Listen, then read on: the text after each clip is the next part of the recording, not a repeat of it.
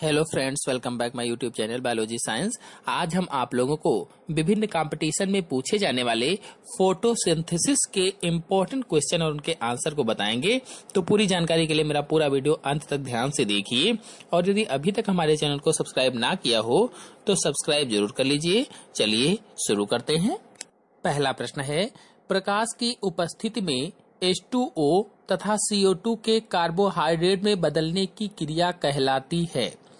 श्वसन, प्रकाश संश्लेषण, प्रकाश श्वसन, इनमें से कोई नहीं। आंसर इसमें सही होगा दूसरा वाला, प्रकाश संश्लेषण। आपको बता दें कि प्रकाश संश्लेषण में प्रकाशीय ऊर्जा जल तथा कार्बन डाइऑक्साइड अर्थात CO2 को कच्चे पदार्थ के रूप में प्रयोग करके कार्बोहाइड्रेट का निर्माण करती है, इसलिए इसमें आंसर सही होगा प्रकाश संश्लेषण वाला। अगला प्रश्न है, पौधों द्वारा ऑक्सीजन निकाले जाने को सर्वप्रथम ज्ञात किया था। जोसेफ प्रिस्टले ने, स्ट्रासबर्ग ने, डार्विन ने, सीले ने। आंसर सही होगा पहला, जोसेफ प्रिस्टले ने। आपको बता दें कि इनसे पहले वैज्ञानिक हेलमांट ने बताया था कि पौधे मृदा से नहीं जल से भोजन प्राप्त करते हैं और इसी से वृद्धि करते हैं। इसके बाद कई वैज्ञानिकों ने अपने अपने प्रयोग किए।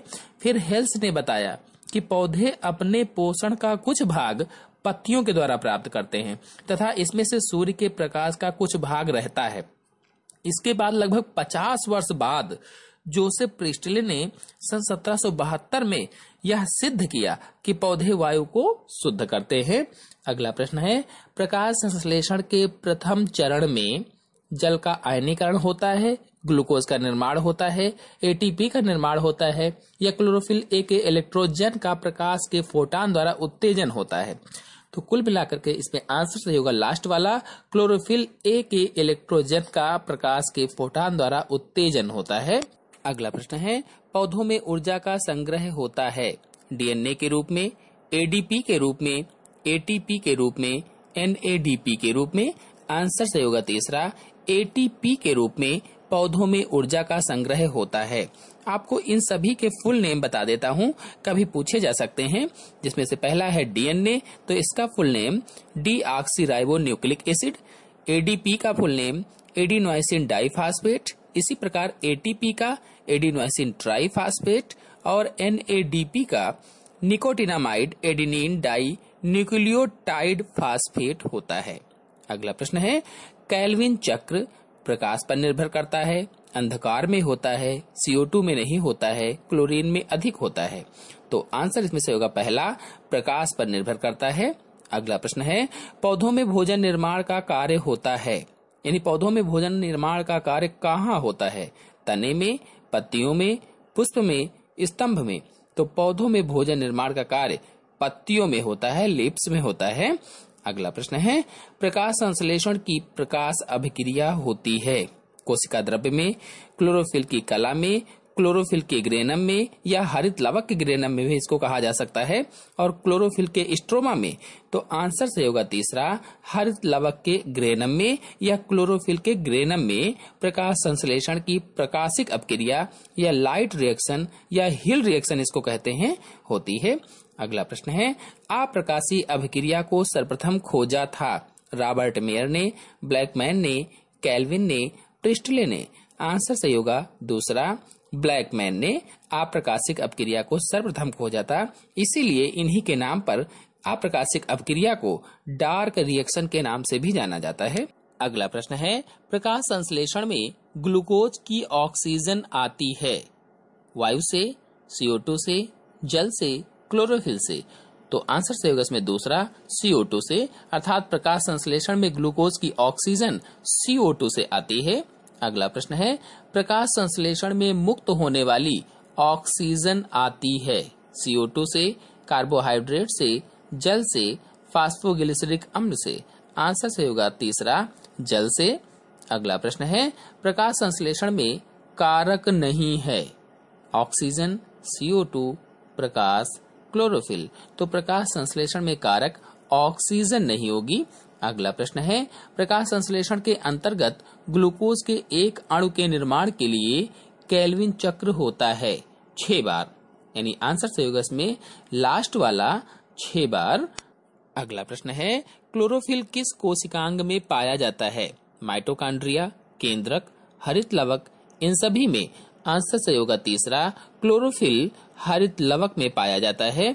अगला प्रश्न है, प्रकाश ऊर्जा को रासायनिक ऊर्जा में रूपांतरित करने वाली प्रक्रिया कौन सी है? यानी प्रकाश ऊर्जा को रासायनिक ऊर्जा में किस प्रक्रिया के द्वारा बदला जाता है? श्वसन, प्रकाश संश्लेषण, ए और बी दोनों, या इनमें से कोई नहीं? तो आंसर सही होगा इसमें बी, यानी दूसरा वाला, प्रकाश संश्लेषण। अगला प्रश्न है, प्रकाश संश्लेषण की क्रिया में पादप निम्न खाद्य बनाते हैं: प्रोटीन, वसा, मंड, क्लोरोफिल। यानी पादप प्रकाश संश्लेषण के द्वारा क्या बनाते हैं? तो मंड बनाएंगे, तीसरा आंसर सही होगा इसमें। अगला प्रश्न है, पादप निम्न प्रक्रम द्वारा वायु को शुद्ध करते हैं, किसके द्वारा? यानी किस क्रिया के द्वारा वायु को शुद्ध करते हैं पौधे? वाष्पोत्सर्जन, प्रकाश संश्लेषण, श्वसन, प्रजनन। आंसर सही होगा दूसरा, प्रकाश संश्लेषण के द्वारा पादप वायु को शुद्ध करते हैं। अगला प्रश्न है, हरित लवक के स्ट्रोमा में कौन सी अभिक्रिया होती है? प्रकाशीय अभिक्रिया, अप्रकाशीय अभिक्रिया, ए तथा बी दोनों, इनमें से कोई नहीं? आपको बताना है हरित लवक के स्ट्रोमा में कौन सी अभिक्रिया होती है? तो आंसर सही होगा अप्रकाशीय अभिक्रिया होती है। यानी स्ट्रोमा में, हरित लवक के स्ट्रोमा में अप्रकाशीय अभिक्रिया होती है और ग्रेनम में प्रकाशीय अभिक्रिया होती है। अगला प्रश्न है, प्रकाश संश्लेषण संपादित होता है सभी पौधों द्वारा, सभी जंतुओं एवं पौधों द्वारा, सभी हरे पौधों द्वारा, वायरसों द्वारा? तो प्रकाश संश्लेषण किसके द्वारा संपादित होता है? आंसर सही होगा तीसरा, सभी हरे पौधों द्वारा प्रकाश संश्लेषण क्रिया संपादित होती है। प्रकाश संश्लेषण वह प्रक्रिया है जिसके द्वारा हरे पौधे सूर्य के प्रकाश की उपस्थिति में जल एवं CO2 की सहायता से कार्बोहाइड्रेट का निर्माण करते हैं तथा इस प्रक्रिया में उत्पाद के रूप में ऑक्सीजन गैस निर्मुक्त होती है, जो हम लोग श्वास के रूप में लेते हैं। अगला प्रश्न है, पत्तियों में हरे रंग की उपस्थिति निम्न में से किस कारण से होती है? Glucose, nitrogen, chlorophyll, oxygen. अर्थात पत्तियों में हरे रंग की उपस्थिति इनमें से किसके कारण होती है? तो आंसर सही होगा तीसरा, क्लोरोफिल के कारण पत्तियां हरी होती हैं, या पत्तियों में हरा रंग क्लोरोफिल की उपस्थिति के कारण होता है। क्लोरोफिल एक प्रोटीन युक्त जटिल रासायनिक यौगिक होता है। यह वर्णक पत्तों के हरे रंग का कारण होता है, अर्थात इसी के कारण पत्ते या पत्तियां हरी होती हैं। यह प्रकाश संश्लेषण का मुख्य वर्णक है। इसे फोटोसिंथेटिक पिगमेंट भी कहते हैं। इसका गठन कार्बन, ऑक्सीजन, नाइट्रोजन तथा मैग्नीशियम तत्वों से होता है, अर्थात इन तत्वों से मिलकर यह बनी होती है। अगला प्रश्न है, प्रकाश संश्लेषण प्रक्रिया में सम्मिलित गैस है ozone, oxygen, hydrogen, carbon dioxide. प्रकाश संश्लेषण प्रक्रिया में कौन सी गैस सम्मिलित होती है? तो आंसर सही होगा चौथा, कार्बन डाइऑक्साइड अथवा CO2। प्रकाश संश्लेषण या फोटोसिंथेसिस एक जैव रासायनिक प्रक्रिया है। इस प्रक्रिया में पौधे अपने भोजन का निर्माण करते हैं। पौधे वायुमंडल में उपस्थित कार्बन डाइऑक्साइड अथवा CO2 को ग्रहण करते हैं तथा ऑक्सीजन छोड़ते हैं या O2 छोड़ते हैं। यह क्रिया हम बता दें कैसी होती है।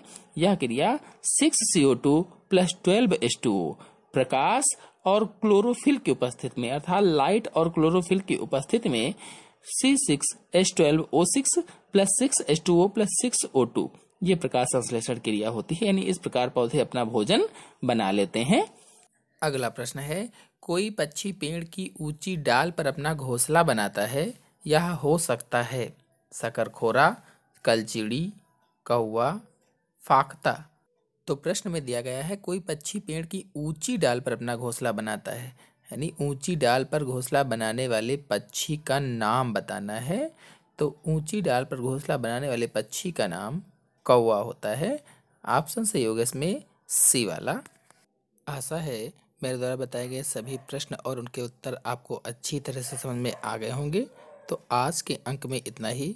अगले अंक की जानकारी के लिए मेरे चैनल को सब्सक्राइब कर लीजिए और साथ में बेल आइकन को भी प्रेस कर लीजिए ताकि अगले आने वाले वीडियो की जानकारी आपको सबसे पहले प्राप्त हो जाए। धन्यवाद।